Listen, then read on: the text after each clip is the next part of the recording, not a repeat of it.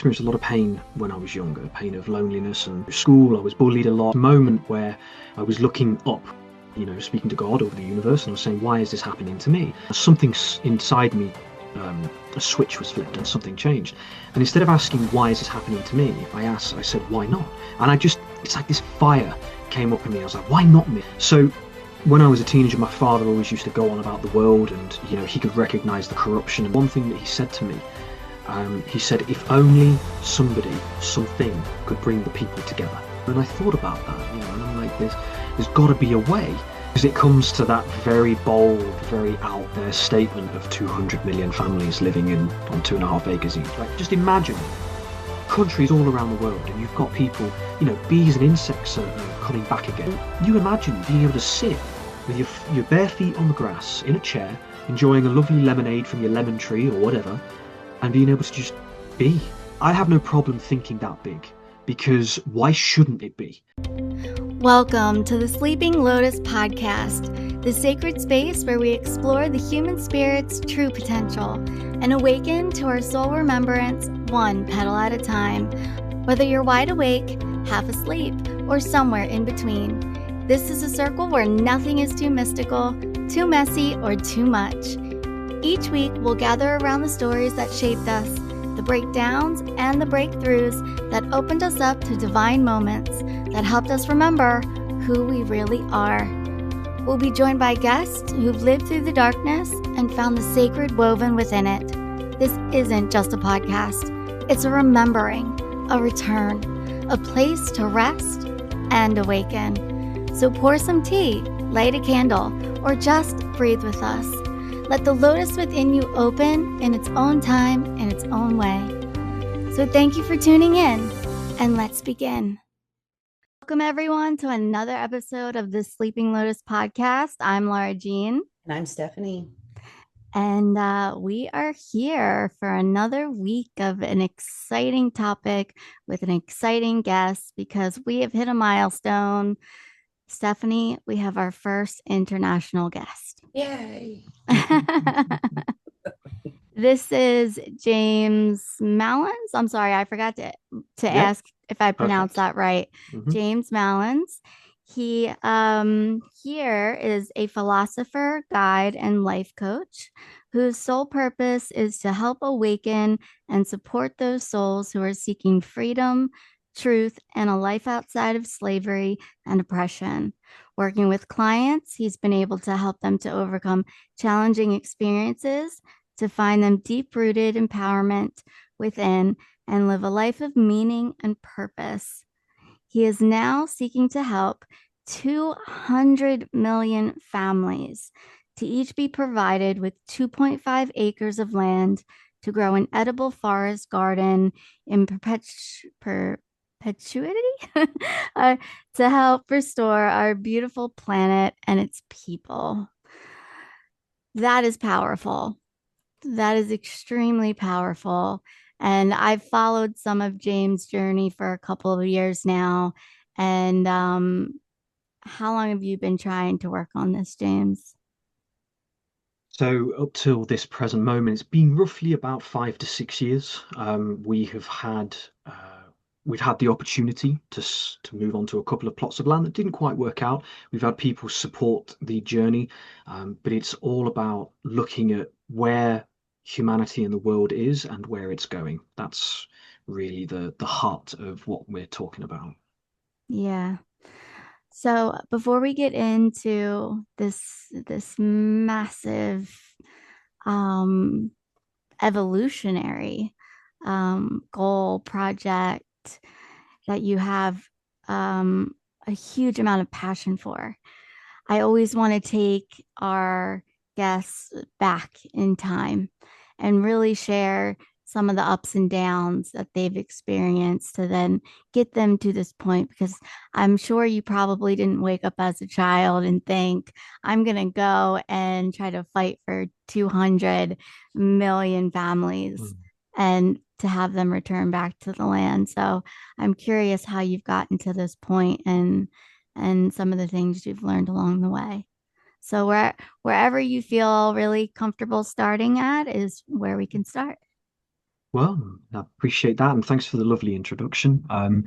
We'll start right from the beginning then. I mean, obviously I live here in the UK, United Kingdom, from the East Midlands, and I grew up with a very, very loving mother. My mother is the Mm. embodiment of angelic love. She has loved me unconditionally my entire life. So has my father.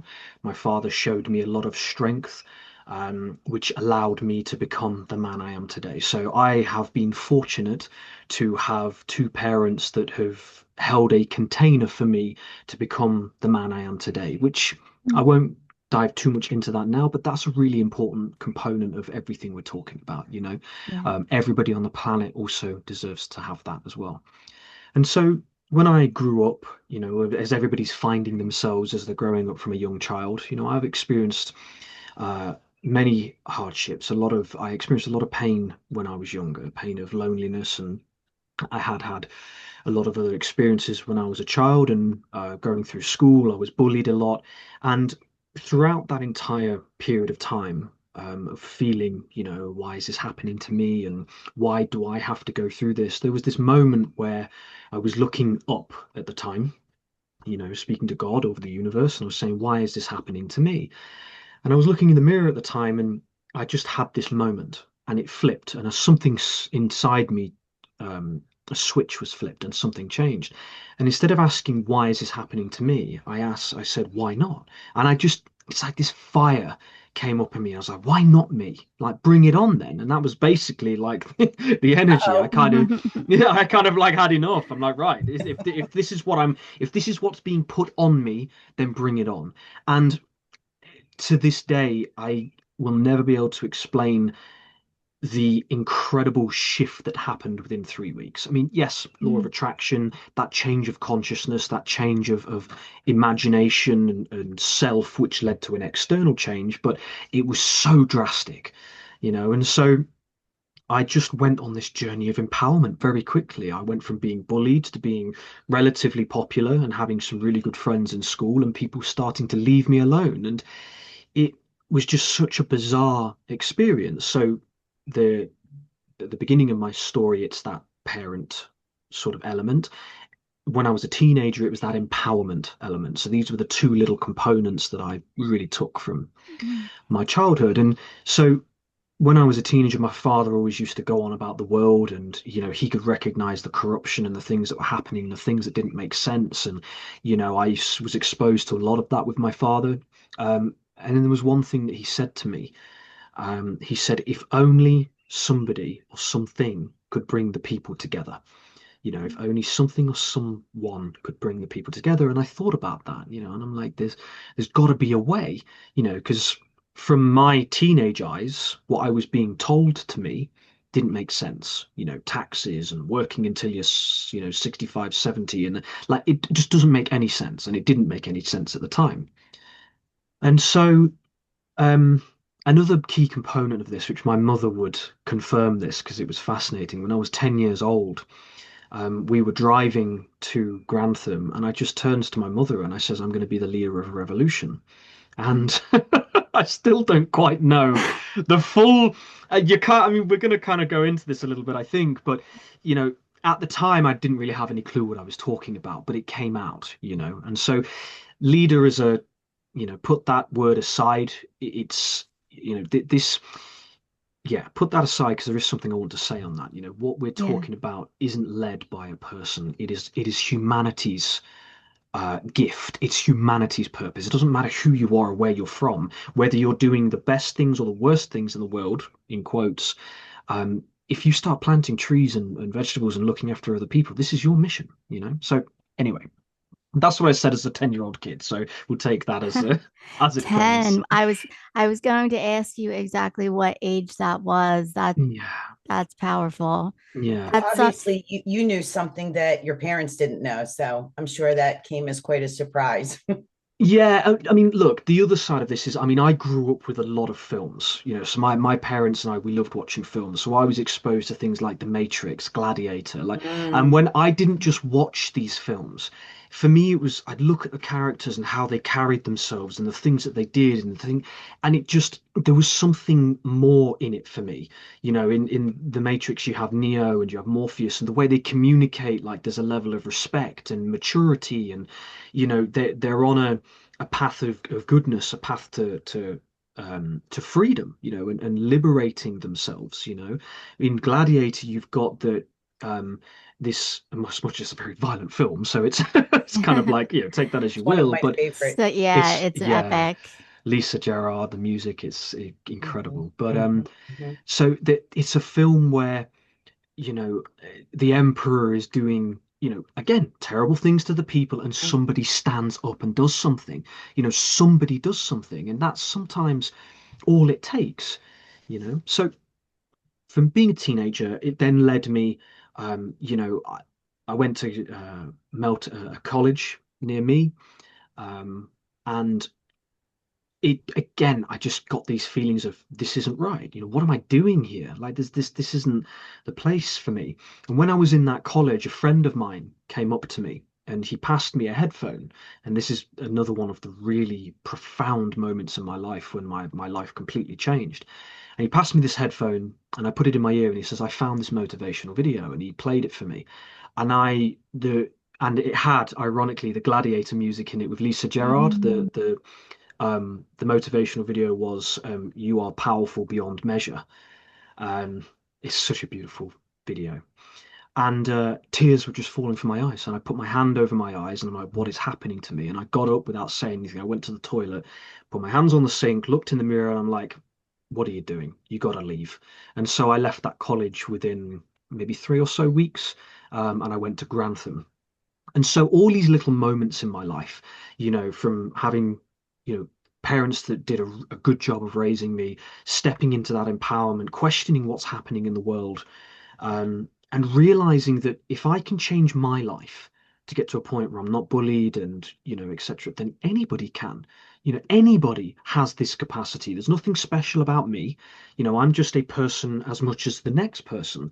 So that naturally led me into sort of motivational speaking. So I took from those videos I watched and I did 180 lives on Facebook, one after the other, so every day. So I did that for 180 days. I just went live every day. And in the beginning, some of those Wow.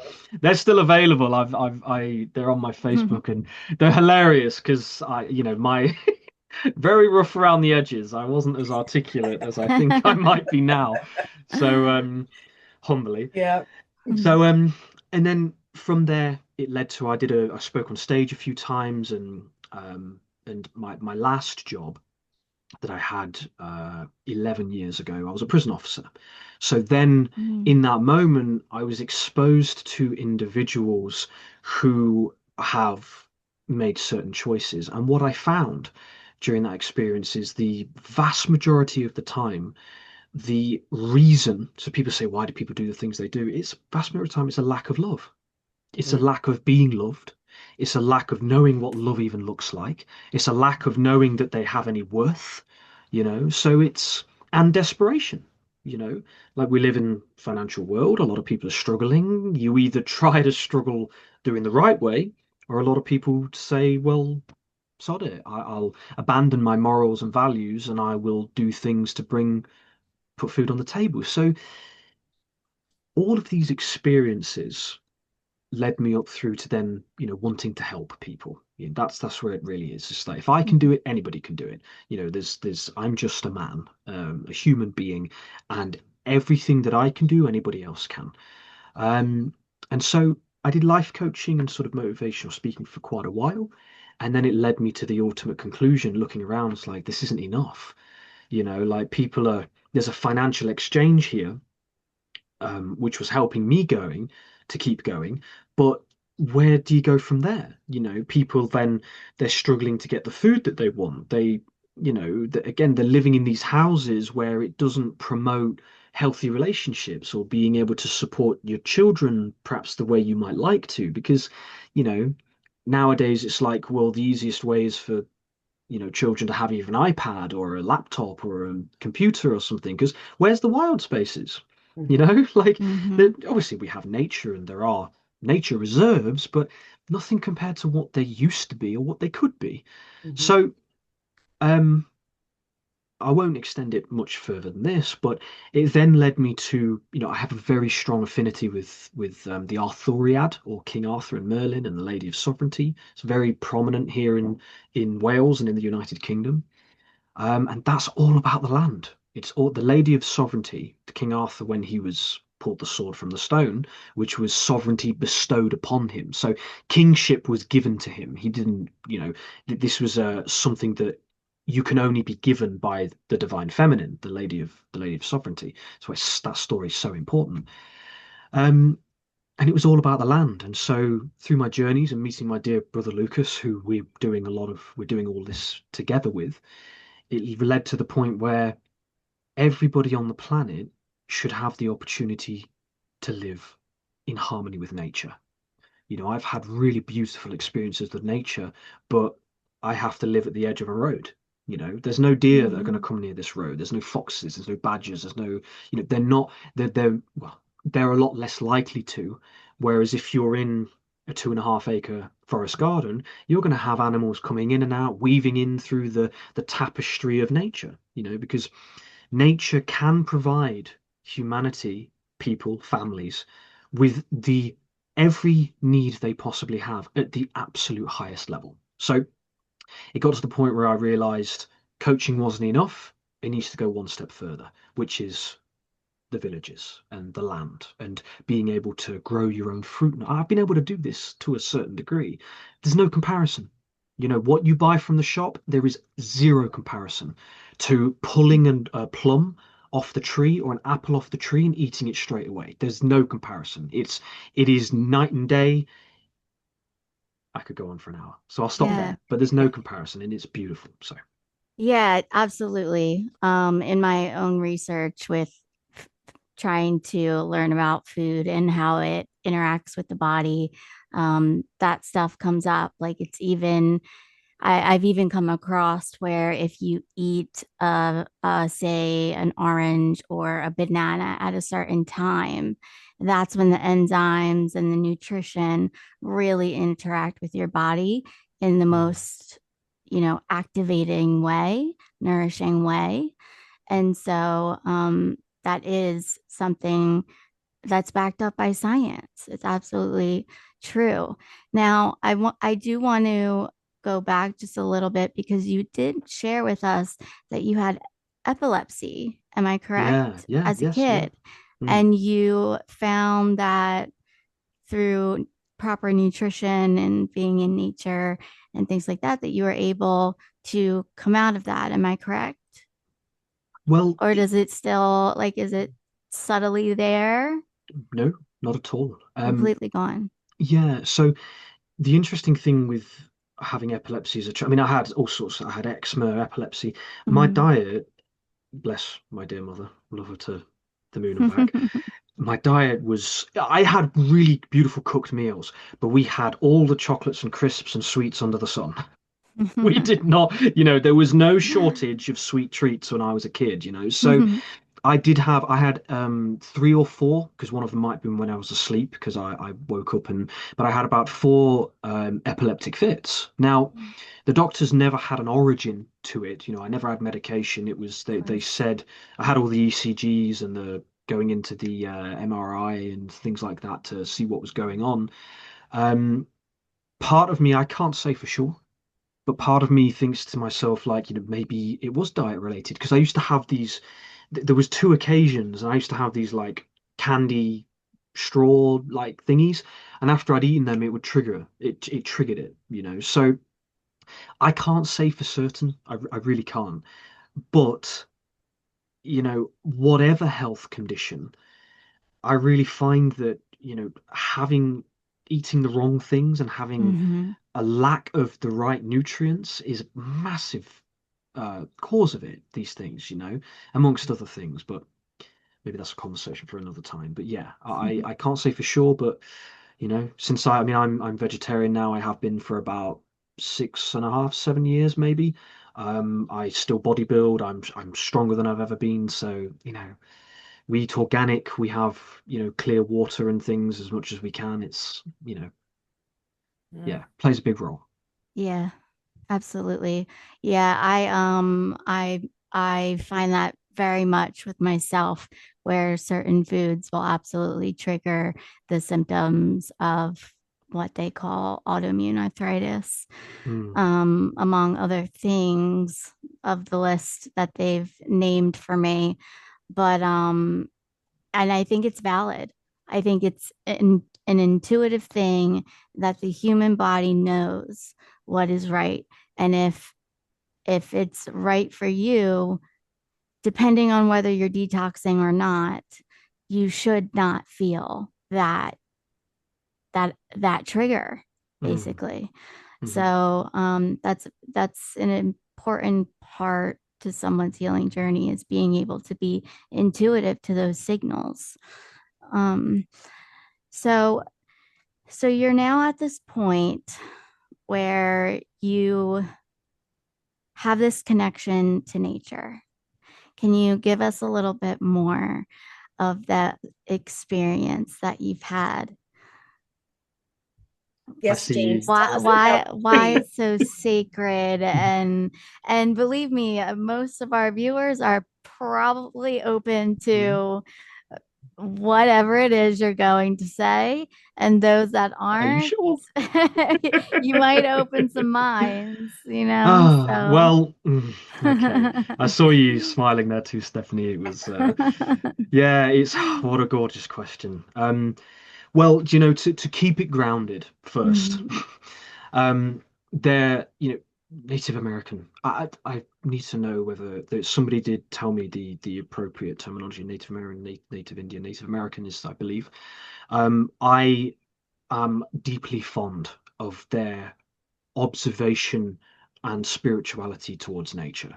The way that they interact and communicate and observe nature is exactly what I've understood to be true. Now, so here's a, so to me, I mean, I've lived on farms, so I've lived on two farms, and I've had a glimpse into what it's like when you're able to grow your own food and have, again, fruits and vegetables off the vine. I mean, it's crazy. I mean, it still blows my mind to this day, but there are people who may have never had an apple straight off the tree.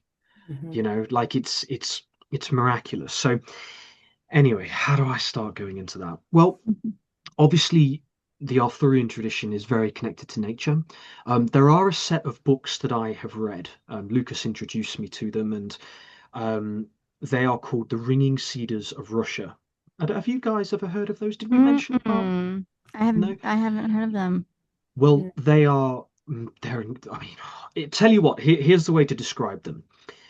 The author Vladimir, either everything he's experienced is true and it happened, or if it isn't true, he's one of the world's greatest authors of all time. Like his mind, if he fabricated the story and the things that were said, he is to me the most genius author, writer that exists on the planet, hands down.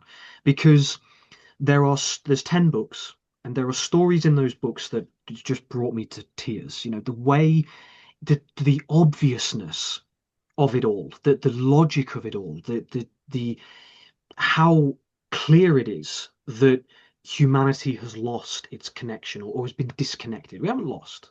Sorry, I Mhm. apologize. I don't want to say that. That's wrong. A lot of people have been disconnected from nature, and this plays a massive role in our lives. I do something, or I have been doing. I haven't had much of a chance to keep going, but I've been doing something called Gaian forest bathing. It's a course I was doing, and I did about 9 sessions with groups of people. And honestly, it's forest bathing. Obviously, originated in Japan, I believe. They prescribe it to people. For doctors Mhm. prescribe forest bathing. It's incredible. And I would take people through the forest, and so we'd do a little process, visualization, breathing, meditation, etc. And by the end, we'd sit around and have a chat. You wouldn't believe the things that people would come out with. Just this profound ideologies and wisdom and the things they say, and I'd be sat there and I'm like, am I leading this, or are you, or are you leading this? Like, what's going on? It people what they would say and feel is mind blowing, and that's anybody. Some people had never done it before or never even really sat in the forest before, and the things they're saying, I'm like, yeah, like that's beautiful. So we all have to eat.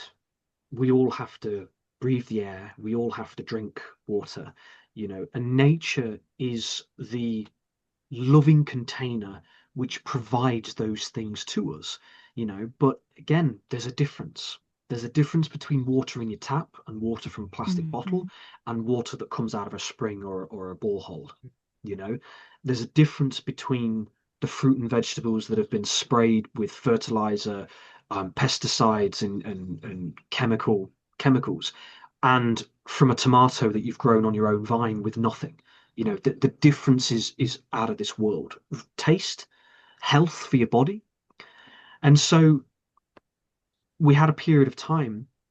Sorry, I'm going to say two more things, then I'll stop. We had a period of time when people did live in connection with the land, and then they were all removed so that agriculture could come in with huge machinery and huge uh, uh, amounts of chemicals and take over that scenario. And so perhaps for a lot of people at the time, it would have felt like a luxury and a comfort. But now we're realizing that actually it's the opposite, because when you have to pay for your rent and your bills and your food and everything, like, what's the point? That's really what happens to me. So what is the point? And so, Not to mention that these chemicals that were used, so everybody wanted like the perfect lawn or, the perfect rose garden or, your flowers to grow 10 times larger. These chemicals stay in the soil for a long time. So now we have damaged soil. And where do we begin cleaning that up in order to have what we want? There's just like this vicious cycle. Well, the most beautiful and perfect answer to that question is the forest. Like the forest, in the way it looks after itself, is the perfect teacher on how to restore and repair the soil. I don't know if for anybody watching, but if you go to a woodland or a soil and you put your hands in the soil and take a bit of it in your hand and smell the soil, like this, it's just satisfying. It's just beautiful. You've got fungi going through it, the root systems going through it. Like the trees and everything around it keeps a constant cycle of nutrients and water flow and of life and decay and death. So if a tree falls, new things will grow within it, and it's the perfect container. If a forest garden is done properly, a human being doesn't really have to worry about taking care of it because it does it itself. Right. And that's the thing. Horticulture is beautiful. Love it. Love growing vegetables. But compared to an edible forest garden, the way that we, if we are so inclined, it gets to the point where it looks after itself. So you're walking along your forest and certain species are out competing other species. You've got insects coming in which are taking care of herbivores that are eating, or pests in quotes, insectivores that are a part of the system. So it looks after itself and it gives the human being a chance to sit and contemplate, to do art, to sing, to contemplate the stars or your position on Earth. Like it gives people a chance instead of having to live in survival, and do things that they might not have to do. I could talk about it for hours. Absolutely. I'm trying to keep it broken. And you know what, too? This is kind of something that I geek out about is the whole mushroom family and the fact that we supposedly have like nearly identical DNA to this fungi that's in the forest. Like, what more can prove that we are connected in some way to that? And the magic of how that fungi under the soil communicates for miles and miles, including the roots of the trees and other things. So it's magical, it's valuable. And but unfortunately, you know, not everywhere can sustain a forest, such as we were talking the other day about how connected I am to Arizona, and that's very desert-like. Um, and so that might be a question or something we talk about later as a challenge of the structure that you have in place. But nature is extremely, extremely important. And I think that the moment that children are taken out of nature and put into school to sit for 8 hours a day, I know it was powerful for me. I started to have anxiety attacks, way too much sensory stuff going on at the time. And it's even scientifically proven, especially for males, that they need to be out moving and playing and getting that energy out. And instead, we diagnose them with, ADHD and all these other problems and start prescribing medication. Not to say that some are valid, like maybe some really, really need that, but there's a connection there between that loss of being able to be out in nature and play. And then you have the artificial lighting too. And then you have Yep. these schools are brick buildings. So not too much energy can penetrate the brick. So now you have kids sitting in these classrooms for hours and hours and hours with maybe 30 minutes if they're lucky out on a playground, for recess.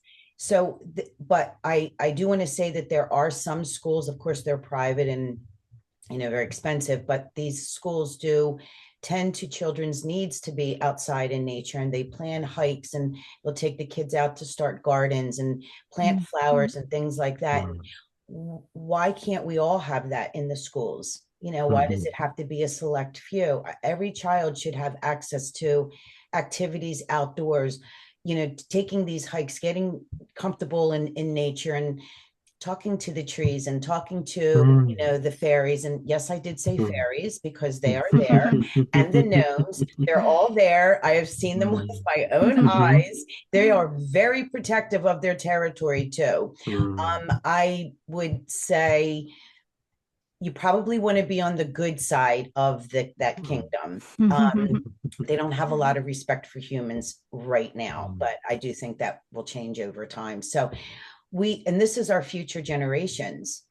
Why are they being deprived of the very things that are theirs by right? That is their sovereignty to have access to all of this, and it's not there for them.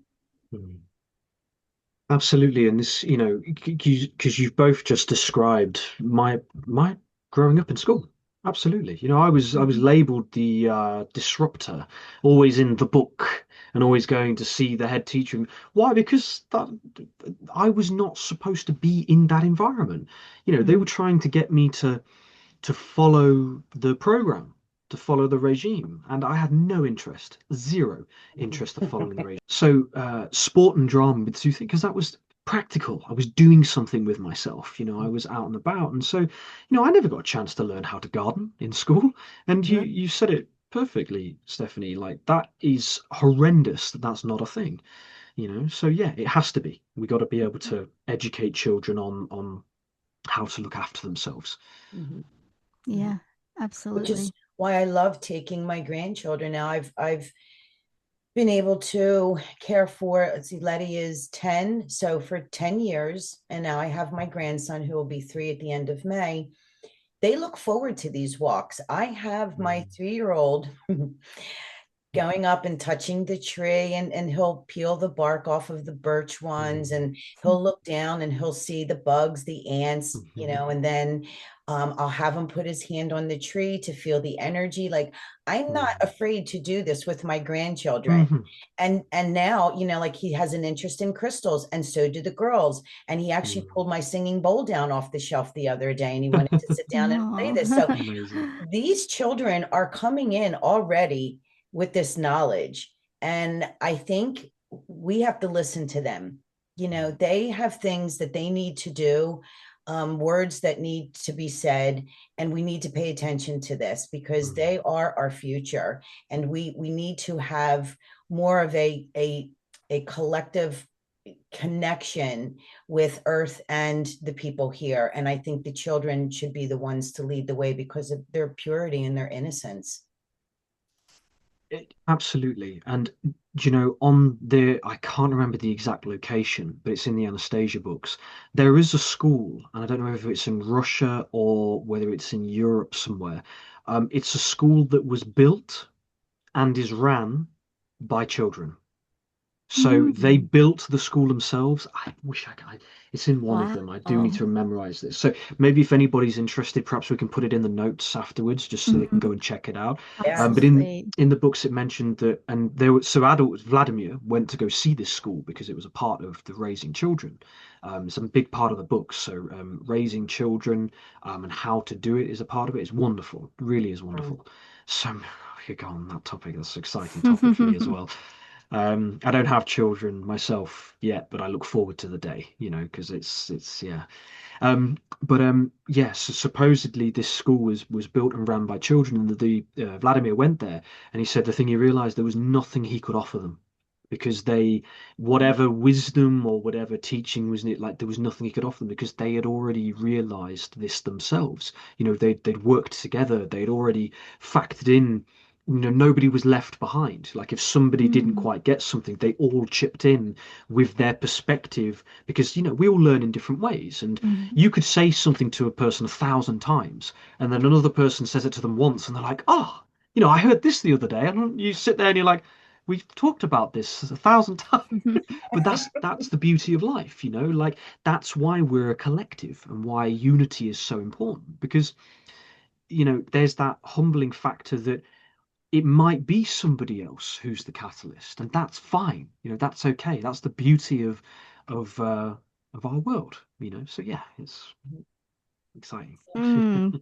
Yeah, that's new to me and that's beautiful. So I definitely want to find those books. Mm, absolutely. Yeah, and then we can include them in the comments because I think that may be of interest to a few people. Yeah, I mean, because they're really sought after now. So for anybody watching, it's the green covers. Oh, it's one's right there. 10 seconds. Shall I grab one? Give you patience, guys. So basically, they are these. Ah, So Mm. why does these that look are. familiar? It maybe it does. This is book 3, The Space of Love of the Ringing Cedars. So Anastasia, oh, sorry, Anastasia, child, and so basically in these books, Vladimir goes. He's a businessman, and he's I can't remember. It's been a while since I've read that. I need to brush up my knowledge. But he's going on one of the rivers up near Siberia, Siberian cedars, yeah, up near Siberia, and he basically meets this woman and she um, is very unusual. He kind of follows her into the forest, and she starts sharing all these ideas about humanity and Earth and how we live. And so another one is here. Who are we? This is book 5. Mm. So you've got it's all sort of based around nature and our connection with nature. So the reason why I wanted to show, so if anybody's watching on YouTube and you can see this, these are the copies I recommend because they Okay. are the translation from Russian, they are the closest. You know, the other ones, they Okay. kind of there's a little bit of interference and you can tell. But they are as close as it gets to the original Russian translations. And so it just talks about you know, the philosophy of child raising, you know, for Mhm. example, giving birth. So the beautiful idea she has is that a child should be conceived and the mother should go through the term of pregnancy and birth in the forest garden. So this specific land they have, that when the child is conceived, raised in the through the term of pregnancy and given birth to in that land becomes a space of love. The land recognizes the mother, what she needs, and then what the child will need. So, you know, kind of nature itself just becomes this guardian of this. It's just beautiful the way again, for anybody watching, even if it's nonsense, I tell you what, I will spend every breath in my body getting to the point where I have a forest garden so I can prove it. You know? So, if you get the chance, there was a most recent movie called Hamnet, Oh, okay. and it's a beautiful story. And the woman in the story, she does just that. Wow. And she believes that if the child is not born into nature, Mm. that there is some disruption there. Hmm. And there is something that winds up happening throughout the story. But, and at that time, she would have been seen as a witch, Mm. basically, and would have been, disregarded. But they're, yeah, beautiful, beautiful movie. And I was really drawn to this concept that Mm. this line, her mother line, did this and believed in this. That's beautiful. It is beautiful, and it kind of, and I'm no expert here, but it's something I'm very passionate and excited to learn more about. But even down to, there's a lot of women who have sort of given birth in the forest in sort of bathtubs, and it's just been Mhm. the easy, like they've said that with the right preparation, but no pain. So they're not actually experiencing pain through childbirth, or very minimal, because they're, the right breathing techniques and sort of the right kinds of yoga and things, and being connected to the forest. And then, even down to, because a lot of the times when people give birth now, in hospitals and things, like, you're laying down, and apparently that's not the best way to do it. I'm no expert, Mhm. just for anybody who's, I'm certainly no expert, but I have heard and I've seen that that a lady Yeah. shouldn't be laying down, and epidurals aren't particularly, because there's a way to do it, and Mhm. a lot of people haven't been told that, you know. So it's like you've got to go out your way to find these things, even down to apparently cutting the umbilical cord. Like, it should be, Yes. you should wait until it's gone completely white and it's the transfer is finished, instead of it being, too soon. So, it's Yeah. just, I just saw that yesterday on mm, Instagram. I was aware of it, but a mm, woman's, channel popped up and she was sharing just that. You saw the mm, baby still attached to the umbilical cord, and the placenta they put in like a certain kind of bag so mm. that you can still carry the baby around and everything. But Ah, and the reason for that is because there's stem cells still in the placenta, mm, and so it's so beneficial to that baby to get all of that nutrients mm. for to build their immune system up. Absolutely. And this is why we keep coming back, because we leave, we transition over into the other world before we get to finish what we started out here. And Mm. then people are like, well, I'm never coming back again. This was too hard. I said, you'll be back because you want to finish what you started. And we keep coming Mm, back because these journeys take a lifetime. mm, mm, This isn't something that we're going to, figure out in 10, 20, 30 years. It's going to take our lifetime. It's our story.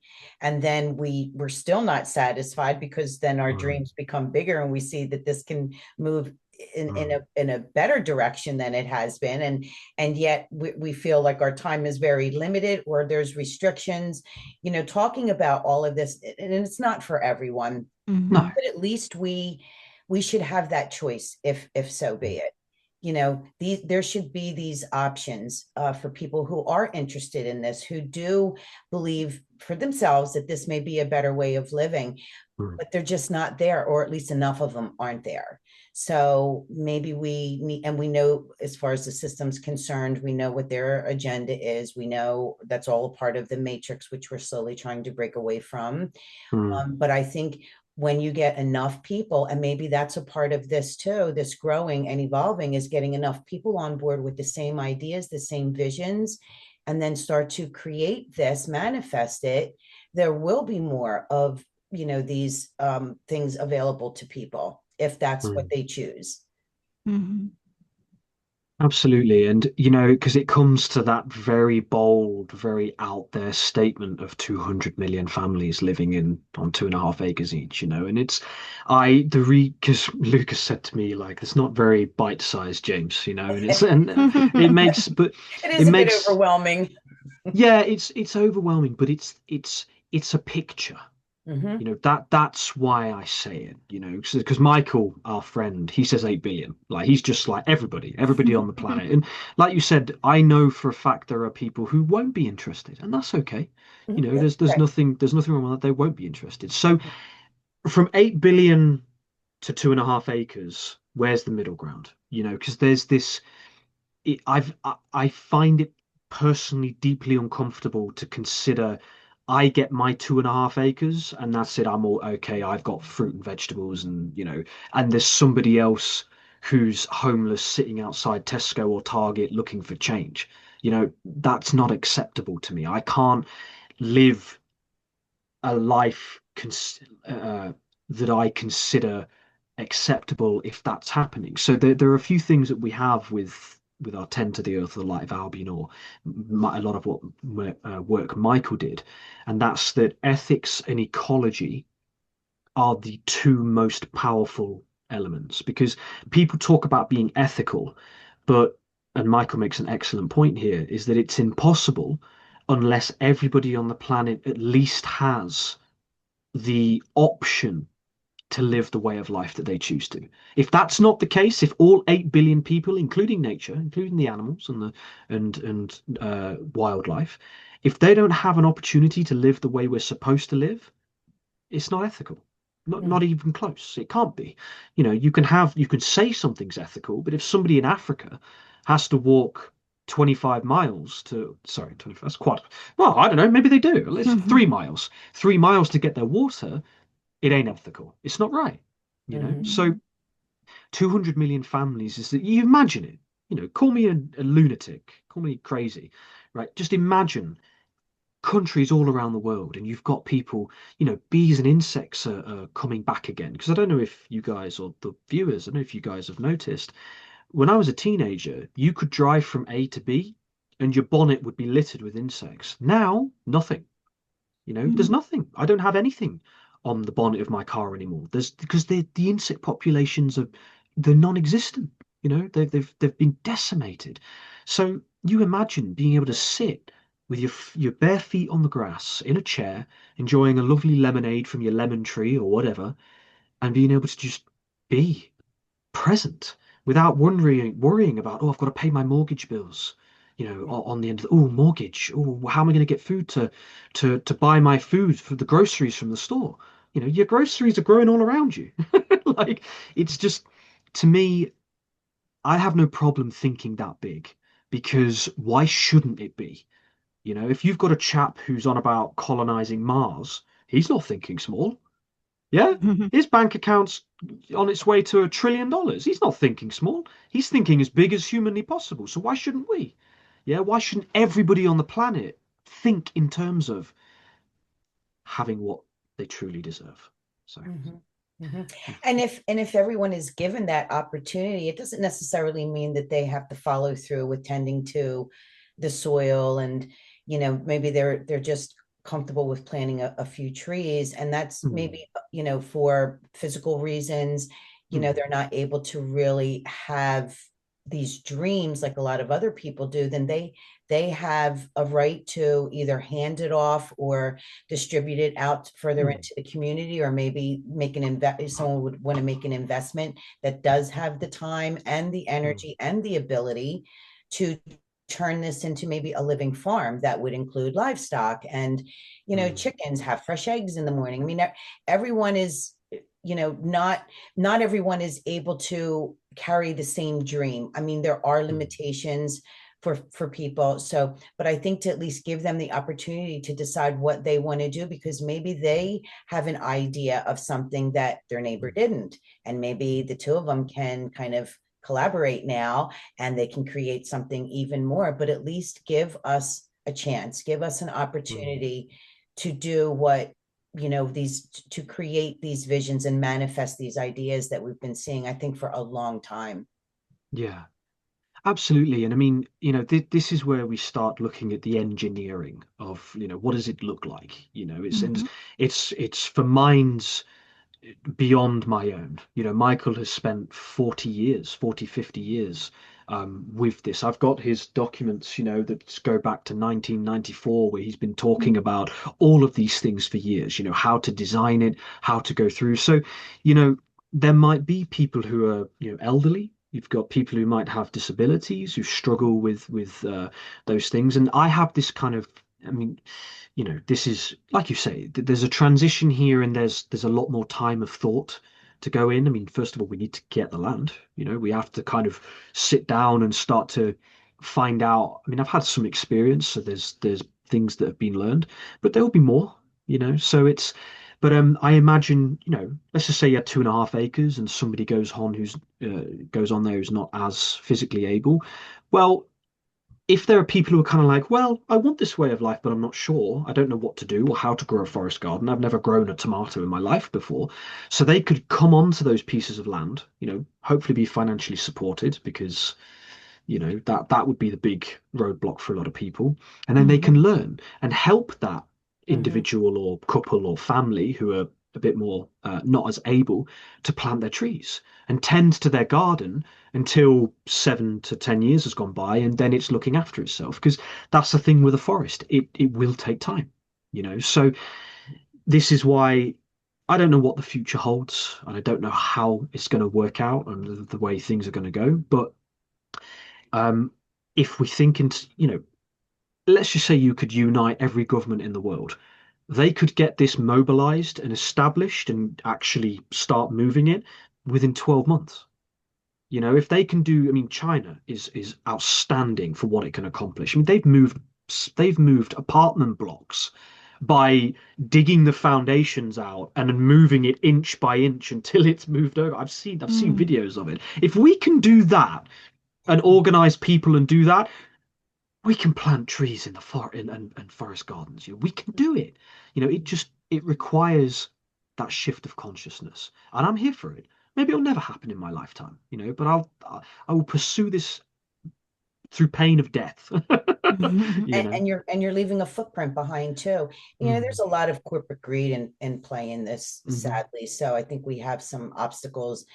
But how awesome would it be to be able to walk into a financial facility and say, here, this is my idea. This is mm, my plan. Can you help me financially with this? And maybe the day's coming for that, because we're here to be of service to humanity.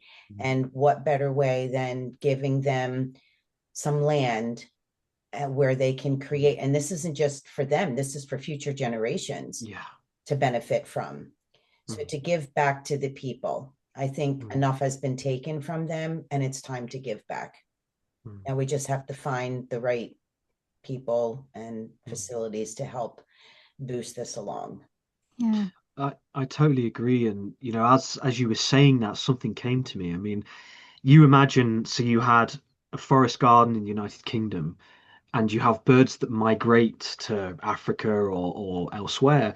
So the birds that you're looking after in your forest garden, somebody 300, 500 miles around the world could then enjoy those same birds, and yet you'd have no idea, like you don't know the impact of what this can offer the world, and then because the whole beauty is that you have 2.5 acres, but the radius of benefit could be 50 miles, Right. insects and Hmm. animals coming and going. Like it's the purposeful um pursuit of doing this is it's unlimited, it's Mhm. really beautiful. So yeah. So, speaking of other countries, now, if someone in another country comes to you and say, "I love this idea, I want to do it," are you open to starting something in another country? Or is the way that you have this set up and engineered and written out, is this first meant to be tested and seen in the UK or in Europe? it's an excellent question, and the first answer is that's the beauty of what we're talking about, is it doesn't require anyone's permission. So it doesn't matter if Tend to the Earth is talking about it, the kind of like the umbrella that we've put forward to share this message out there. It doesn't matter. You know, if somebody sits there and say, right, okay, so 33 acres of land would be um, give or take about 13, 12 to 13 families, I'm going to do it. And great. And they might, 7 years down the line, they like might message us and say, oh, by the way, yeah, we just did it and it's working. Yeah, Hmm. we've got groves of fruit trees, and everything's working in harmony and it's stable. You know, we lost our crop of cucumbers, but it's okay because we had 250 other kinds of foods and fruits and things that we could eat. So and it works, and the village is working, and people are getting along, and people are happy. Like it's working. Amazing. What it doesn't have to be affiliated with us. We're just talking that the there are things we feel it requires. So you've got to be willing to give heart and soul, and you've got to be willing to take this on as the highest purpose of your life, because a forest takes time. It takes time. It'll take love. It'll take patience, observation, learning the patterns of nature and the interactions of nature and what species grow with what. And, you get a load of aphids come in, you've got to think, right, okay, ladybirds, let's plant maybe some nettles or some nasturtiums or whatever it is. You've got to learn nature. So it takes time. You've got to be willing and have the means to do it. This is why we say, I mean, we've had talks, but I'd love to give, like, let's say somebody's outgoing bills are £1,800 or dollars a month. We have enough money to say, right, we'll cover it. Yeah. So you can keep your house in case it doesn't work. We'll pay the bills that you've got coming out. You give all your time and attention with your family to this forest garden. Let's do it. That's the way I see it. Because just the money greed, like the obstacle of money is just nonsense. It's such nonsense. Yeah. But we find ourselves, like you say, Stephanie, in that situation. So um, would I personally go elsewhere? I mean, possibly. Lucas and I have talked about it, but I mean, it's got to be all over the world. So why shouldn't I Mhm. do it on my doorstep? The beautiful thing Anastasia said, she says, not that you have to take this, people do whatever you want to do, but she says, do it where you are. If there's a hotter country where you can grow melons, do it where you are, because where you are, nature still needs you, to that effect. And yeah, it's, we got to do what we've got to do. But yeah, I think The that. energy is extending out too. So I mean, there's obviously we're all over the place. We're global. We're not Mm, just situated here in Pennsylvania or New Jersey or the UK. mm, There's a lot of us everywhere. I mean, we're mm, scattered for a reason. So maybe just someone listening that has a very similar idea, or maybe something that has sparked an interest in them wanting to move forward with a project themselves, and mm, we start reaching out to one another, then you actually are becoming more international, because then you have people in other states that are interested in this and maybe wondering, okay, how did you get going in this? What can we do? How mm, can we bring this together? So you never know who you're going to reach, which is why I think it's so important to have more talk about this. And mm, we're just waiting for the right people to say, I think I can help with this. mm, Let's sit down and have a talk. And it doesn't necessarily have to be, one-sided, and everyone and that person giving everyone that specific information. Boy, I'm really struggling today with my words. um, but collectively bringing all of the information to the table, kind of like you talked about earlier, James, when the child's school, the children in school, and they were working through their own solutions, their own problems, and coming up with their own solutions. And mm, they were sharing it with each other, and they really didn't need a lot of adults mm, around. mhm, So, like that, open-minded people, not mm. someone that wants to take control of things, because that's how we got into this mess in the Yeah, first place. So it yeah. has to be a collective agreement, and everyone Mm, has something that they want to give, some part of themselves that will be put on the table. And maybe that's where we'll really start to see some massive changes going on. And that all takes time, again, because we're trying to reach other people. You can't do this by Absolutely. yourself. It's too No. hard. It's too Yeah. hard. Yeah, but do you know, and it's funny going back to the outrageous claim of 200 million for that's why, it could mean that many people, and I you see, I post there's two things that really come to me at the minute, and I did a video a few years back, and I just thought, I'll just stick it out there, see what happens, and I just put what if as the little text bit, and I started with what if you were given an acre of land for free. The response was overwhelming. I wasn't I was just saying what if. I wanted to ask the question. It had 6,000 comments in 3 days, and it had Wow. 250,000 views. And the crazy thing about that, I looked at other videos. You get videos that get like 10 million views and they get like 500 comments. This had a quarter of a million, 250,000, and 6,000 in 3 days. And people were like messaging saying, I'm crying at the idea of this. I've wanted this my whole life. I've been wanting this for 40 years.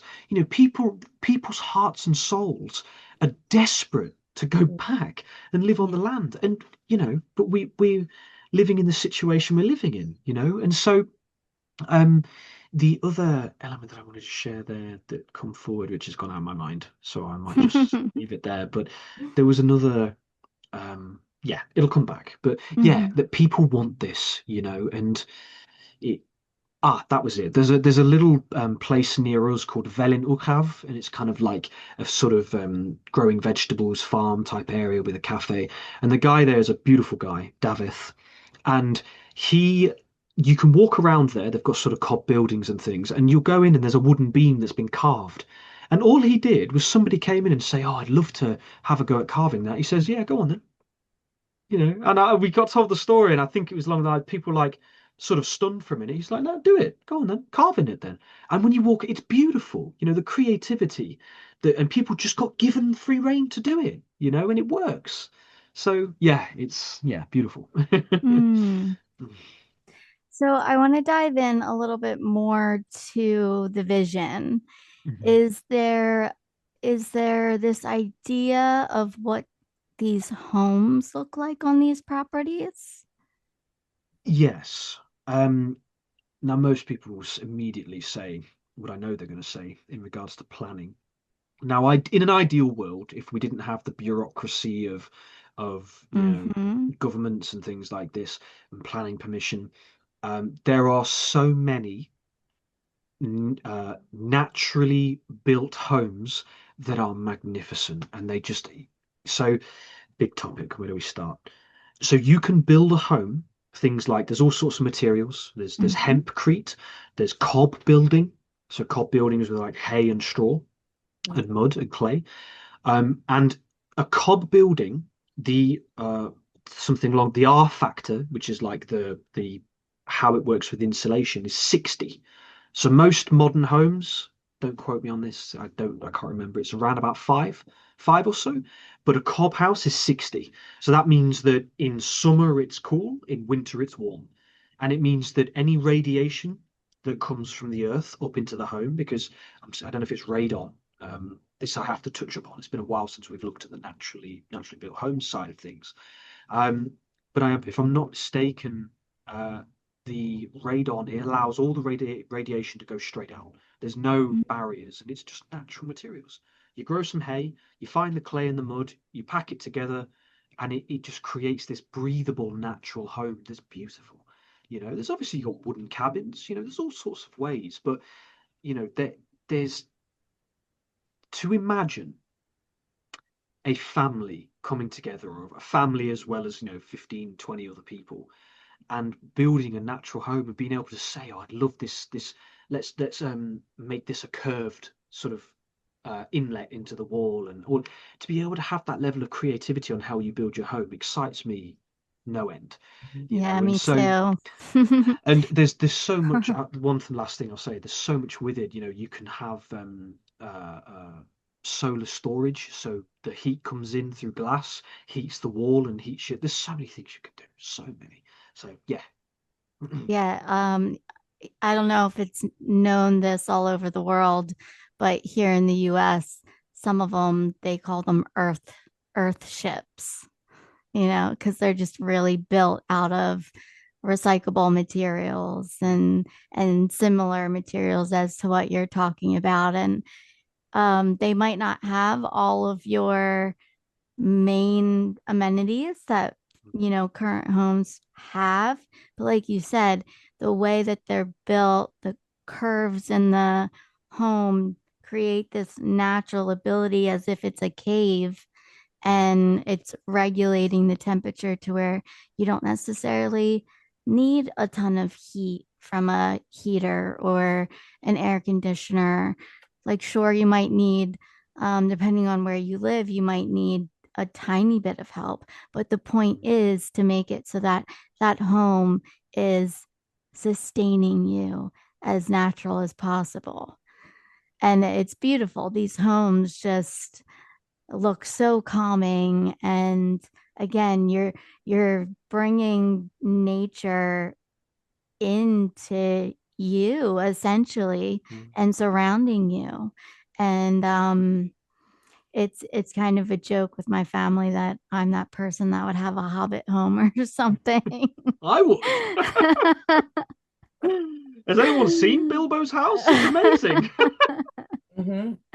Yeah. And that may be where like a bartering system comes in too, because you have people who have trades, not everybody can do everything by themselves. So we have a lot of people who trades by design. And, I'm thinking too, I'm just getting this vision like with homesteading and how there are a lot more families learning how to do like preserving and canning and prep work for through the winter season.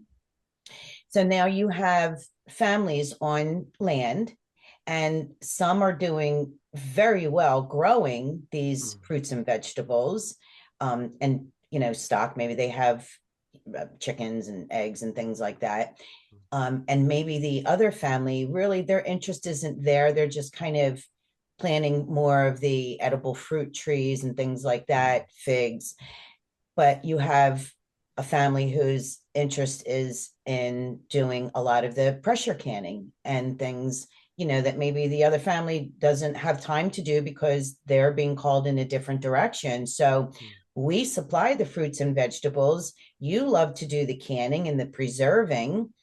So there's a lot of ways to work around this. And maybe it's time for us to really use our imagination, expand our mind, tap into, that I always talk about it, that higher energy, our higher self, where a lot of our ideas come from when we spend those quiet moments, taking a walk, those little meditative states that we have. And a lot of information can come through that way. So, I think when you allow yourself to open up your mind more to the possibilities, is there's not really a restriction here. Even though James is saying, okay, you're going to have this land and then you're going to do this with it, or maybe you want to have a bee farm, set up your hives and everything and start promoting like homegrown honey. We do have farm markets around. I don't think we have enough of them, but there's more apparently. Building these multi-million-dollar homes seems to be more important than preserving our farmland.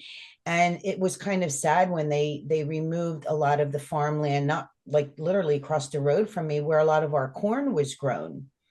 So we have some work to do on this planet. But I think if enough people who have that spark and desire and passion within them, maybe if we all start taking a step forward, and never mind, don't worry about what people are going to say and think about you because your ideas are a little different. I mean, these are some of the struggles that we have to deal with too, because we're socially conditioned to believe, oh, that's not possible. I mean, how many times have you heard, I know I have, that you are a little whacked out, you need to put your feet back on the planet. You're a little too woo-woo with all of this and stuff. That's not how change comes about. I don't think that that's really what our intention was coming down here, was just to upset everybody, or challenge these people or their identity in some way. Like this planet is pretty big. You can kind of do your own thing.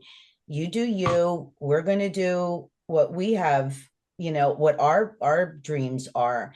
And if we want to join together at some point, I think that's great. But if not, you go your way, we'll go ours.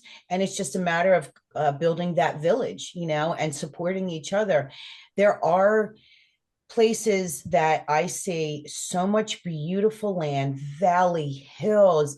It's breathtaking. You drive over one of these little covered bridges here in Pennsylvania. Does have a lot of these beautiful spots to drive through. I was just telling Laura the other day, taking this drive, and I did everything in my power to not stop in the middle of the road, because I turned to my right and it was breathtaking. The hills, the valleys, it had like this mountainous effect in the background, and it was this huge horse farm that the owners are selling. And of course, Laura came to mind. So it's there. I don't know why we have been taught to believe that the land is very limited. There's just not enough land. There's just not enough water for everybody. Where did that even come from? There's plenty for everyone here. I don't understand. So again, is that containment? Is that to keep people from stepping on some toes, or not allowing them to feel safe if they step outside their comfort zone? Like, I don't know how this all came about. I've always felt like I don't belong on this planet anyway, from the time I was little. But I think we have to work through a lot of these psychological issues too. This brainwashing that people have about this, and to let your mind open up and really explore some of these possibilities. I think it's doable. And I think the right people can come along and help along the way. Yes, it may take many years to do that. But again, you're not doing this just for your present life. You're doing this for future generations. Absolutely. And it's the perfect. I agree with everything you said, and that is the point. Is that most people on the planet are looking for a purpose. They're like, why am I here? What am I doing? Is it to be a musician? Is it to be an artist? Am I here to, like, as far as I'm concerned, what could be a better purpose than to plant trees where other people will enjoy the shade of those trees, either when you're gone. I mean, Lucas said something beautiful the other day. He said, instead of planting trees where other people will enjoy the shade when you're gone, plant the trees, enjoy the nourishing fruit of those trees, and then enjoy the shade with the people when you're 180 years old. And I believe that, I believe it's possible to live beyond our means, and beyond just 90, and just not to live to 180, needing 4 walking sticks, living to 180 and being mobile. Why shouldn't it be possible? And it's, you 90 said if you're lucky. Right, So you said something really beautiful, Stephanie, about people and belief, and there will be people who will be raging angry. I mean, I had it. I posted in a Facebook group, and I literally in the group I was talking, about, imagine 200 million people being given, yourself as well, for free, not having, and people were like, oh, if you haven't worked for it and blah blah blah. And this gentleman, and I appreciated it. There's no judgment, because it's completely nonsense to judge a person. But he said, I've worked my arse off for my plot of land, and nobody's getting anything, or something along those lines. And I said to him, I was like, well, and he said about, oh, that was it. He said, humans are a virus. I've worked my arse off for my land and nobody's getting everything. And I said, well, I appreciate that, but you're one of those human beings. And, if you believe that the planet needs to be destroyed to wipe everybody else off the planet, then your hard work to get your land isn't really worth anything. You've worked hard for what?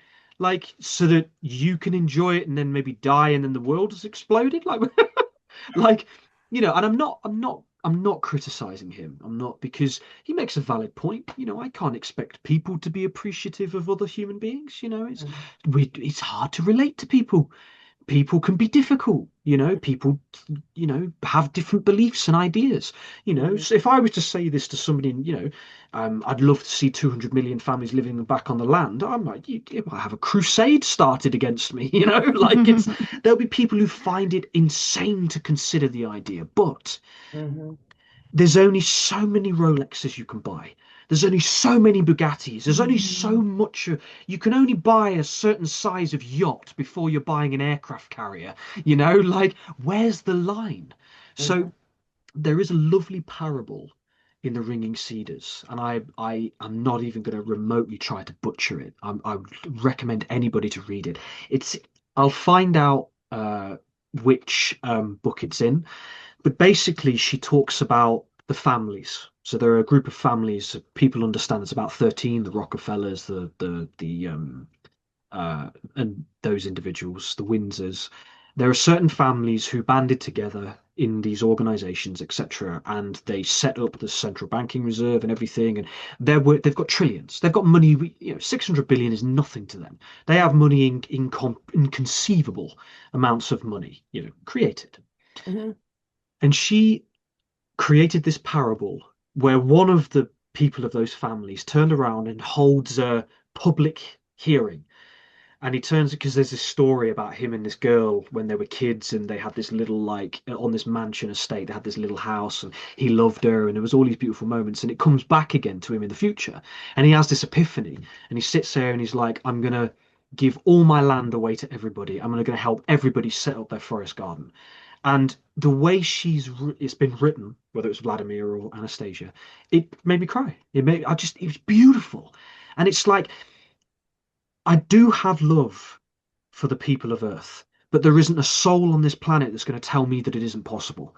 Because anything is possible, Mhm. like anything is possible to our species and this planet, it's there for us. So we're going to talk about it and see what happens. If I get to the point of 95 and nothing's happened, well, okay. The divine plan's got a different idea. But as far as I'm concerned, the divine plan in me is all in on this.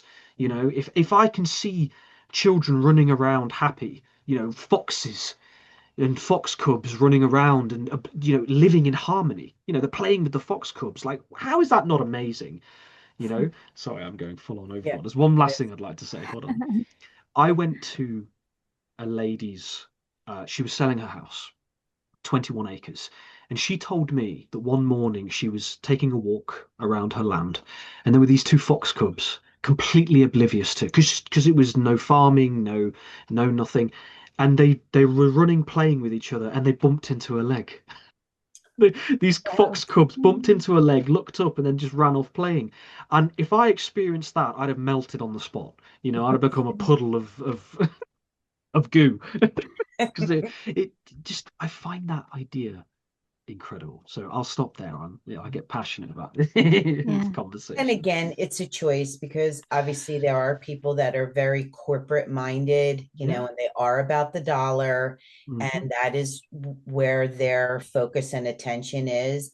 But that's not for people like us, that's not where it's all at, Yeah. so, but we want more opportunities. And I think, like, I'm with you on this. It can be done.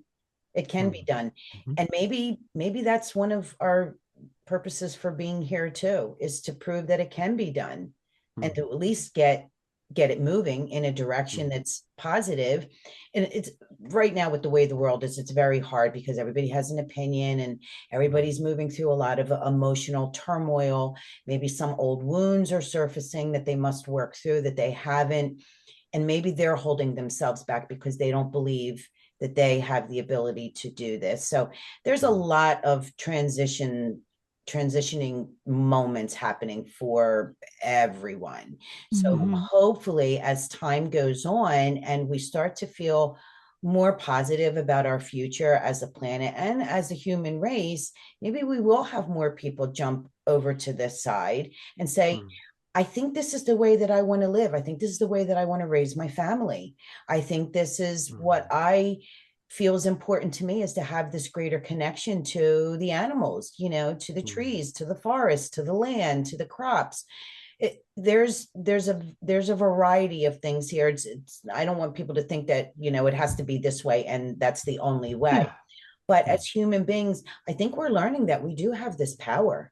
And I think mm, when we have this passion and desire to bring about good on the planet, I mean, that's what our intentions are. It's coming from a place of love. I think anything is possible, like you said, mm. anything. Yeah. And I am genuinely completely willing to die a deluded fool. I have no problem. My gravestone, although I'd like to be buried under a tree or whatever, like have a little plaque or whatever. This man died a fool. I have no problem with that, and I will. I will. In the meantime, I am all in on, as you say, and there's something you said that really made me smile, and it's that just hearing another person turn around and saying, "I think I would like to live this way," like that would make my heart sing. For a person to sit there and it doesn't matter, like the how. I've had so many experiences in my life where if I was to try to explain the how as to how things happened, I wouldn't even be able to remotely Mhm. start. I Trust. trust that we're here. I wasn't born on this planet to be a slave to a financial system that was created to keep me with the getting the cogs moving. I'm Mhm. here for another reason, and I've had experiences with nature. So I didn't fully touch into them, but I've had experiences with nature, undeniable. I know it's there, Mhm. so yeah. Mhm. I'm right there with you. And I Yeah, think that's what keeps absolutely. us going. Mhm. That leads into a question that I'd come up with of, um, if someone is waiting for permission to live differently, what would you say to that person? As in belief within themselves. Yeah, like if they just feel like they can't see the how, like you're saying, Hmm. or maybe they can't see it in them that they can make it happen, like whether it's that they still have to live 1 foot in our current society because they Yeah, need to make money. They need yeah, to be able to, um, first start off this venture as well and provide for a family and things yeah. like that, or whatever situation might come across. How could you possibly get them to get over that hump of like, I just don't see how within me I can Mm. make this happen? So it's a beautiful question, and here is how I would like to answer it.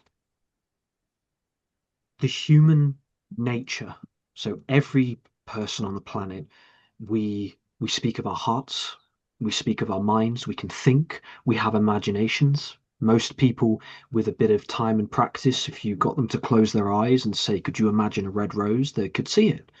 So if you have that imaginative capability, if you can think, if you can contemplate, if you can draw, write down, do a journal, whatever it is, and you can start contemplating a way of life that's in harmony with nature, or if you buy the Anastasia books and instead of watching a series or a film or whatever, you read the Anastasia books to your children or you read them yourself and you just get the cogs turning, right? It doesn't, we're all in that boat of asking ourselves, what are we capable of? I can do this and I can't do that, and this is possible and that's not possible.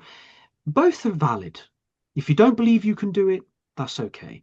But I'd encourage you to consider what you are really capable of. Because you know what?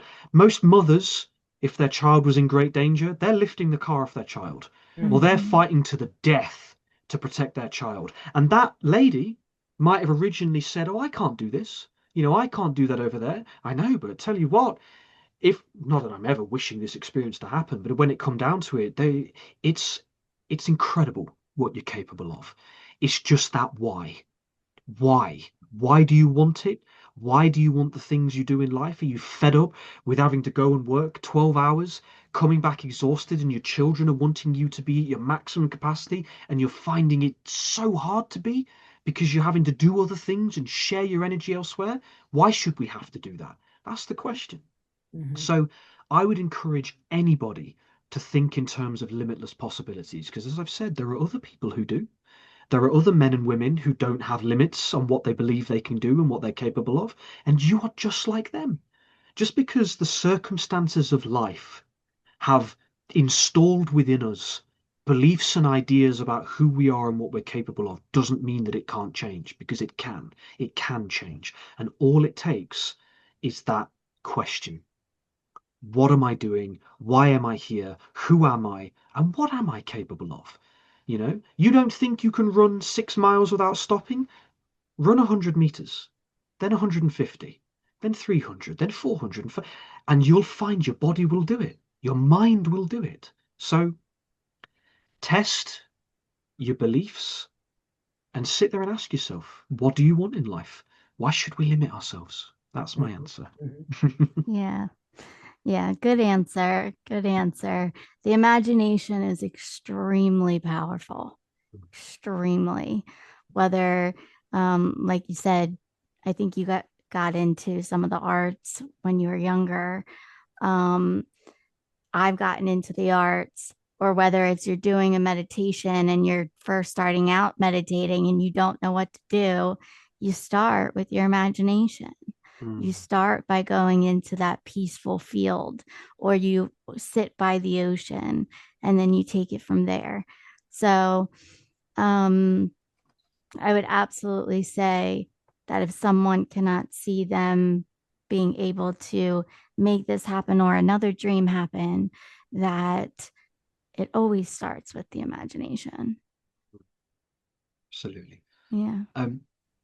One final little point on that is there have been times in my life, and I just want to validate people, at the minute is one of the most challenging times of my life so far.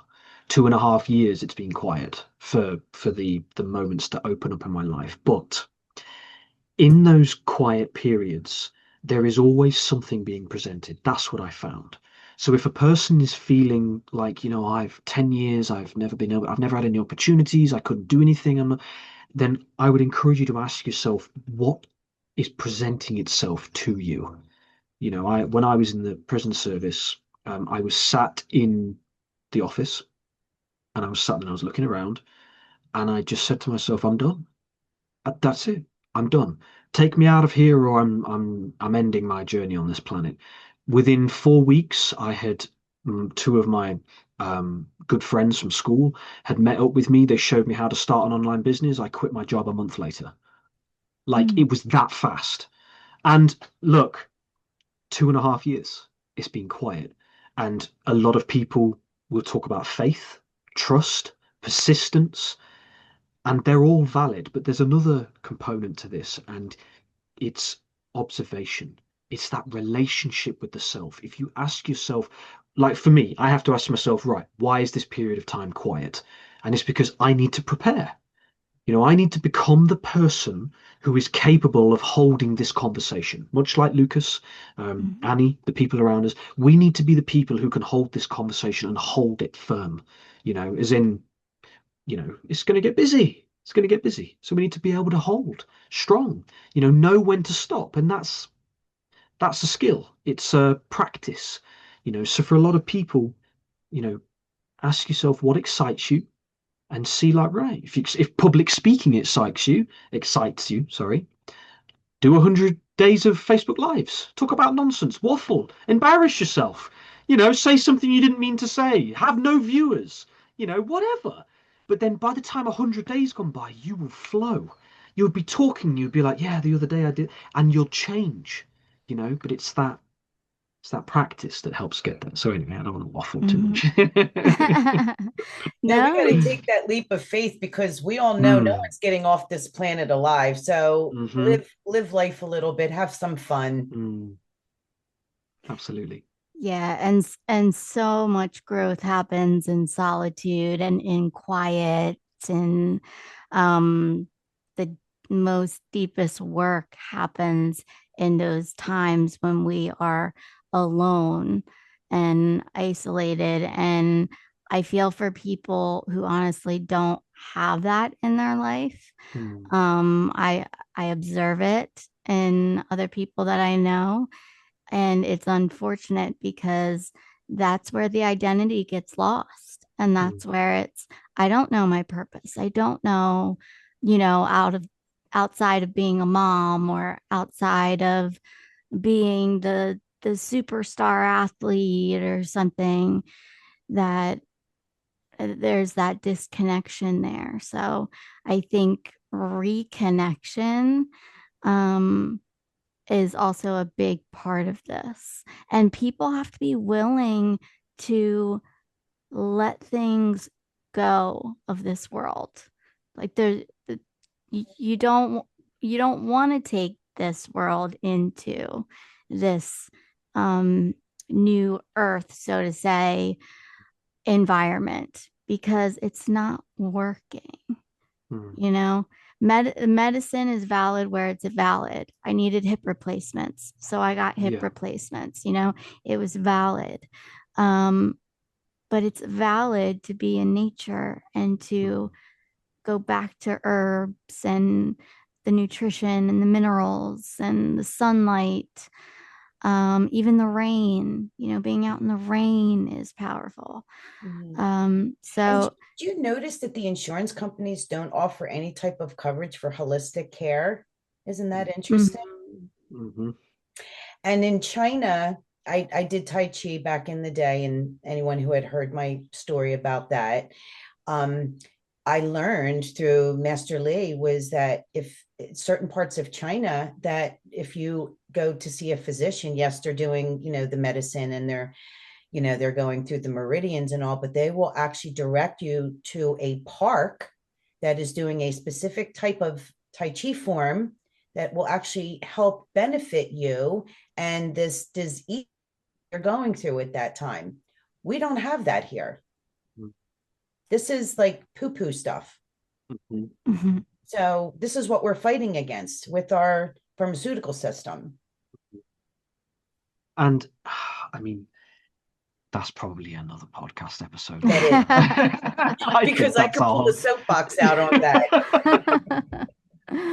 But Don't you're get me absolutely, started. yeah, me neither.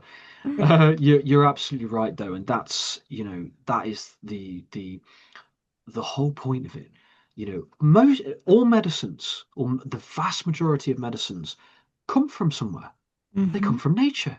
Derivatives of compounds found in nature that have been isolated, chemically and chemically produced in a laboratory to then be, Mhm. but penicillin comes from things like mold. You've got Mhm. aspirin, if I'm not mistaken, aspirin comes from the willow tree, willow bark. So if you're chewing willow leaves, it can help alleviate tooth pain. Like it's Mhm. everything we ever needed was provided in nature. It comes the same sentence. We'll say it a million times by the time this earth is restored. That everything we need is found in nature. So Yep, yep. And not synthetically something that you need to put in yeah, your body, but the yeah, purity of it.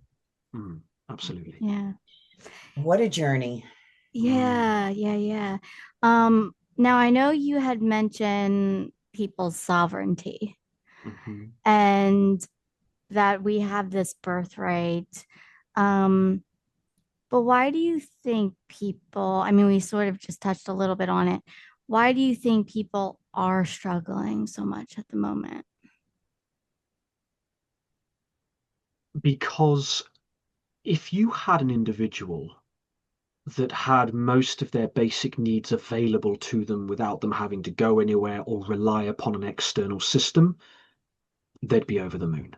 Mm, They'd have a lot more like if somebody was able, if I, for example, if I'm sat there and I'm like, right, I'd like rosemary and mint, and I'd like some cucumbers, I'd like some peppers and tomatoes. I walk 15 meters out of my house to my front vegetable garden, pick them all up, so I'm not having to drive to a store and go and cook them, and I can look after myself. I'd be so much more happy. But a lot of people at the minute, so this is the way the world works. You have to pay for your abode or your home. So 800, $1,500, pounds, whatever. So you've got to pay for your house that you barely spend any time in because you're at work 9 hours a day or 12 hours a day. You've got bills like council tax, everything's taxed. So slowly but surely, the wealth gap between people classed as poor and people classed as wealthy is growing because they're taking more from the poor people and lining the pockets of the wealthy.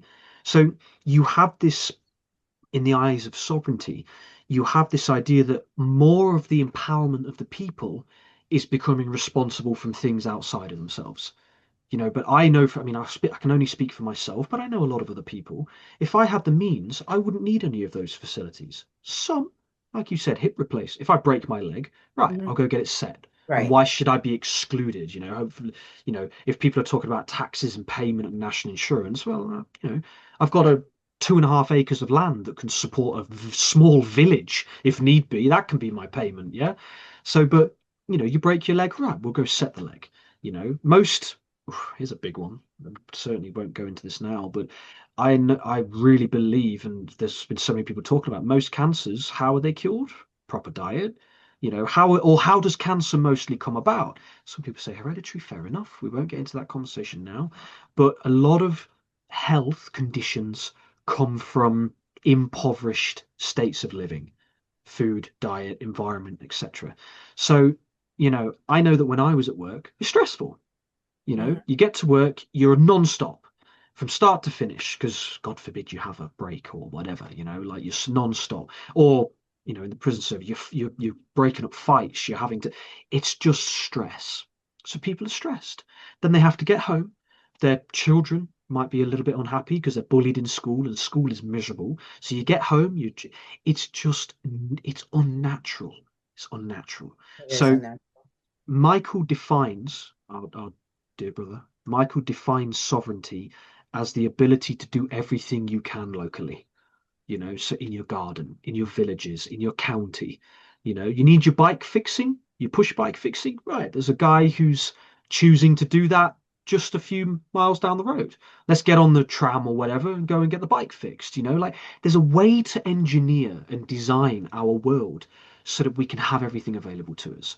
Whereas at the minute, if I need, of people buying electric cars, well, Africa's being ripped apart to set up the electric cars. Something like Mhm. 15 tons of earth needs to be moved to get whatever. So I think for a lot of people, they want to eat organic and healthy, but they can't because they have to rely on someone else to grow it. And sometimes it's not available. Mhm. So it causes stress. People feel disempowered.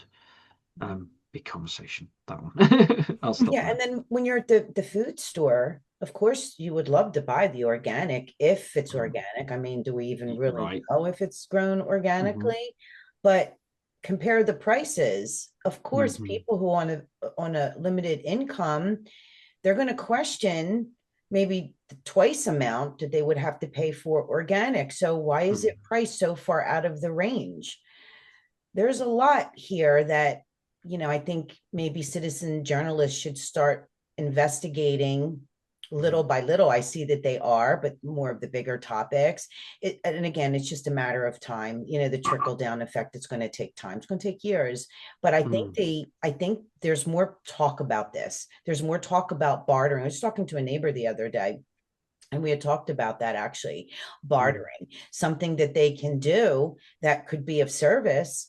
And then maybe offering that service to someone that has something of their own that they could offer. And I said, yes. And that's where the bartering comes in. So, or kind of pay it forward, however you want to look at it.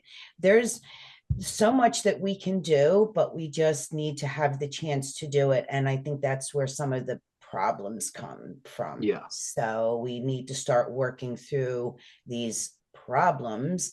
Mm. And then maybe that'll give us more freedom to do what, where our dreams are and use our creativity. I mean, I always say all the time, the soul is here to express itself through creativity. If you don't Mm. have the opportunity to do that, then your soul will never really be happy.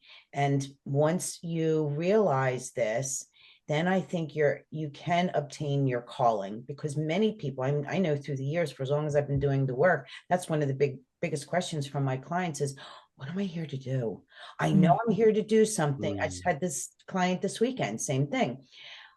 what is my calling? What am I here to do? I know there's something I'm here to do. I just don't know what it is. I don't know where to go. So we have to start backtracking, and then we have to kind of move forward from there. So it's going to take time, but I have faith, and I know that she's fine. She's hungry for it.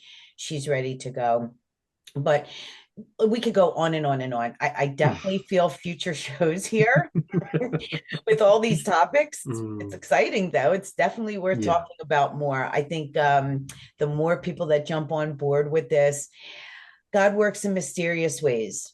I agree. Yeah. Now, I am curious though, in the last, say, 6 years that you've been working on this, and I know you've gone through some hardships with some people where it looked like something was going to work out and it didn't. Was there ever a moment, even if it was an hour, that you just sort of like, I don't know if I can make this happen? Or is the passion just so deeply there that and how you have evolved over time and the things that you've gone through, that it was sort of like, okay, this didn't work out the way that I thought it was going to work. I just need to pivot. Like somewhere, even if this is a time of rest, like you said, it's been quiet for these last 2.5 years. Is there that deep understanding within you now in this time and moment that, okay, this is a pause, but the journey continues? Without a doubt. So I have never once doubted that it's possible, but you said it perfectly. There was many observations where, and we had so I was given opportunities to sort of lead projects and become somebody who was and it just wasn't right, and so that's this there, because it's not, James is just a, I'm here, yes, I'm here in my physical body, I'm named James, I'm a character, but it's not about me. There is something that needs to be done with this idea, and it needs to be done properly, and so this is very much the workings of the universe, all that is, whatever. It's got to be done properly. And so there were pivots, I mean, like I say, there was opportunities to, and it was like, this isn't right, can't do it. So I had to leave and move on. And so after the last experience, I kind of came here with Lucas and been living with Lucas for a long time now.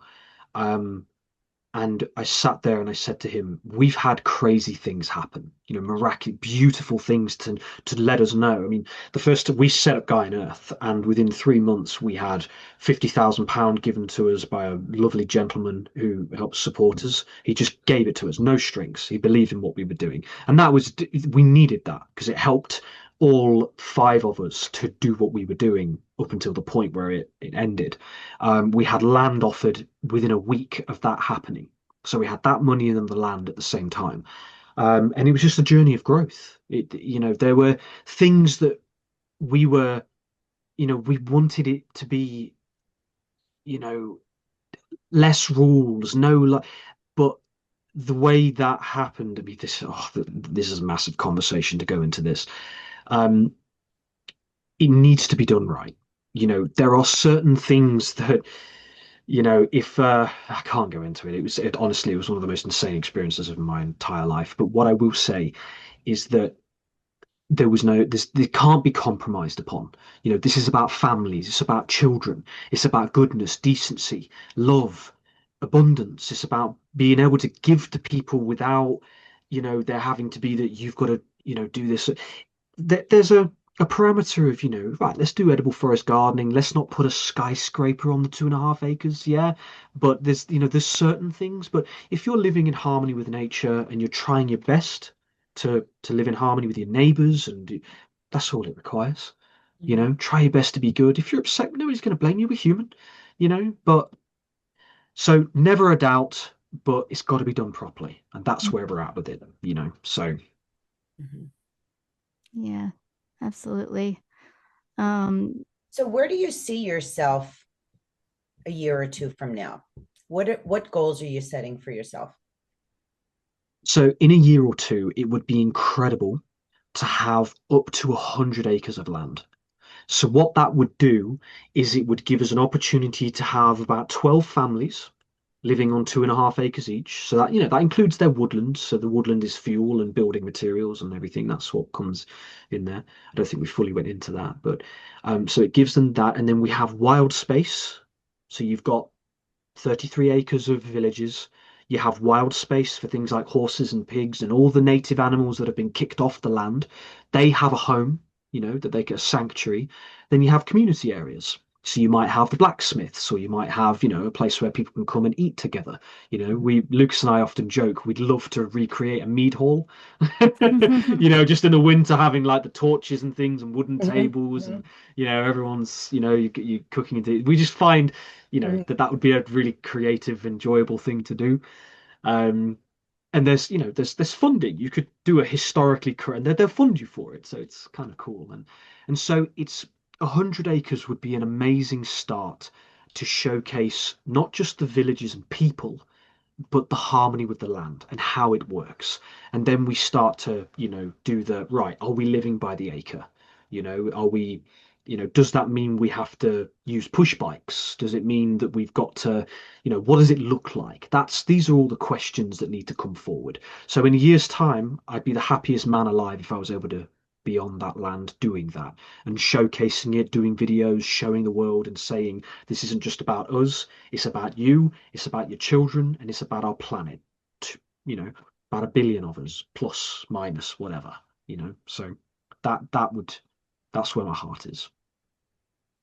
beautiful. Yeah. Yeah, it's a beautiful vision for sure. Yeah. And one that's needed very much right now for a That's lot what of we people. feel. Yeah, it's the need. The people are they're so desperate for this. I've Yes, seen it. they are. Mhm. Yeah. Mhm. Incredible story. Mm. It's going to happen though. I have Yep. faith. Yeah. Something good is going to come of Mm. this. The best way to be an investor is to understand that you're in it for the long game, Hmm. not for the immediate reward. Yeah. Because then you're going to likely lose it anyways because Hmm. you didn't do your research and stuff. So I see you as a very educated investor, a very passionate investor into this who's committed to the long game. And Mm. so where that ends up, like you said, you don't know, but your commitment to it as well, with your business partners, um, and the people that you've worked with, you'll land somewhere. Yeah. Yeah. Mm. Yeah. I can relate it to the field of acting. It's like if you commit to it, if you educate yourself enough, if you have the work ethic, Mm. you'll land somewhere. You'll get somewhere. Absolutely. I like My, that. That's nice. yeah, Yeah. yeah. Mm. So I have no doubt that you will land somewhere with this. Me too. And I say that just with that confidence. Yeah, yeah. It's either that or, there'll be like I say, the delusional fool on the On the placard on the placard, on yeah. the tree that you're under. Yeah. So, what advice are the trees giving you right now, James? Because I know you're talking to them. Yeah, it's so interesting because I really took that on board when you said that the other day, and I had some very interesting experiences. Um, Do you want to give just a tiny glimpse into what was said the other day yeah, for it was people to just understand? The so one past of life, yeah, oh, in the past, the yeah, past absolutely. life. So Yeah. yeah, so Stephanie, your intuition was really incredible. So I do really feel I've had a lot of um it's came to me and I've had it, come to me through other people that one of my past lives as a Native American gentleman was Whispers with Trees. And so, Stephanie, when you say like when you said the other day, you were like, when was the last time you were talking to the trees? I was like, well, come to say that but no, I've been sitting in nature and opening up that line of communication, and I did have a really beautiful experience the other night. I was just about to go to sleep, and I just saw a lynx that we have a little spirit guide Lynx in our garden. He was sat there, and it was really, I could feel it, I could feel, because sometimes imagination is it nonsense, but it's like, nah, this one I could really feel. So yeah, we actually have an oak tree. My dear mother 2 years ago, it is 2 years, yeah, 2 years ago, bought me an oak tree, and it's sat out there waiting for the land. So I do have it in my journal every day. I haven't done it for a few months, and that's on me. But in my journal every morning, or my to-do list, it was greet the oak. So I'd go out and I'd talk to the oak tree, and I'd just be present, because that oak tree will shade my grandchildren. The acorns might be the bread for the people who come to, it's just mind blowing, and it's just there. It's a part of the journey, and this is why the Native Americans say the standing people. I love that. They're people, Mhm. love Mhm. it. So And it's when you come into contact with these trees, they're majestic, they're beautiful, Mm, all the different types of trees. And like I mentioned earlier, taking my grandson to talk to the trees, hug the trees if you want. No shame there. The mm, stories they can tell, and the mhm, larger they are, the longer they've been here. mm, So just imagine over the time span of hundreds of years in these forests, like the stories that they can share, can only imagine. But you reminded me of something when we were talking about the lynx. We have the empty field over here. They stopped the corn growing and all. For some reason, we have these Canadian geese that love flying over there. Not exactly sure why. And we can hear them going in the morning. They're heading over. I don't know what they're looking for. And sometimes we will see them walking along the road, and we will stop our cars and we'll let them cross the road. And then afternoon, say around 4 or 5 o'clock, they all start to head home or wherever it is they're going. And it's pretty cool because it's happening here where I'm at, and so I'm mm, stepping outside the house, and you can hear them coming. And sometimes there's a lagger behind, and I'm like, dude, it's almost 11 o'clock at night, it's dark, where you've been, your crew went that way. But when they're all coming together, and they all come in V's, and mm, this will go on for about 30 minutes. I'll stand outside just to feel the energy that comes from, mm, you hear the wishing of the wings, and it's almost like a whistling that goes on underneath mm, of them when they're flying. Just to hear that, I can't even describe the energy that comes from these birds. So I'm just standing there and I'm just soaking in all this beautiful energy that, and they, if you pay attention to the animals, they're very in tune with things that are going on around you. Even though mm, you may not be, they mm, are. So to watch them, you can learn a lot. And they will come at different times in your life mm, as little gentle reminders of, hello, don't forget, this is what you need to do now. But mm, when you're connecting with Mother Nature like that, it's just beautiful, to mm. see the deer, and we have the foxes. Sometimes I just saw a family of 5 deer across the street. You hear clip clop on the blacktop, because this is where all the cars are parked. It's a townhouse area. And I'm thinking, where are these deer going? Mm, They're walking in the parking lot. It's filled with cars. We do, thank goodness, have a lot of forest back here. And I'm mm, sure this is where they were coming from, even, the entire family of them. So I'm sure they'll head back that way. But we do have that ability to have a little bit of a closer connection to Mother Nature here. I grew up in the city when I was a young girl, until about 11 years old. And I will not live in the city again. It just no, wasn't for me. It's yeah. not where I want to be. It's not where I belong. This is where I belong.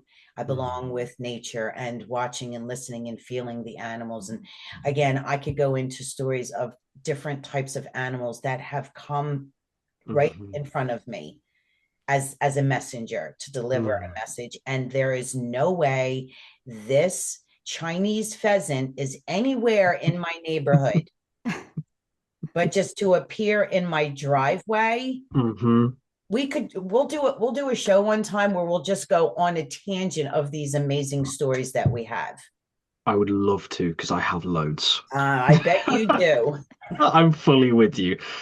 Um, it's really interesting you said geese because when you reminded me and I went on my midnight walk just under the stars in the dark, there was a tree I was looking at and two geese, and Mm. they were Canadian geese, flew over, and it was particular because they went over the tree.